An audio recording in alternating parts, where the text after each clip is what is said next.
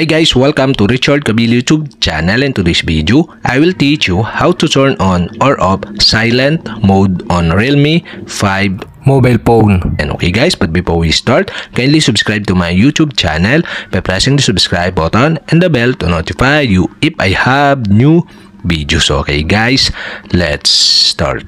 So okay guys, here in your Realme 5 mobile phone, you'll have to do is go to settings. In settings, scroll down and go to sounds and vibration. Okay, tap this. In sounds and vibration, you can see here the silent mode. And on the right side of this, you can see the switch button. And okay guys, to turn on the silent mode, you'll have to do is switch on the switch button on the right side. And that's it. Okay, we have successfully turned on. And to turn off again, you'll have to do is switch off the switch button on the right side.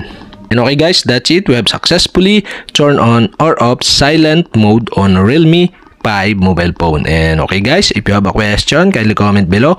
And don't forget to hit the subscribe button and the bell to notify you if I have new videos. Okay guys, thank you for watching.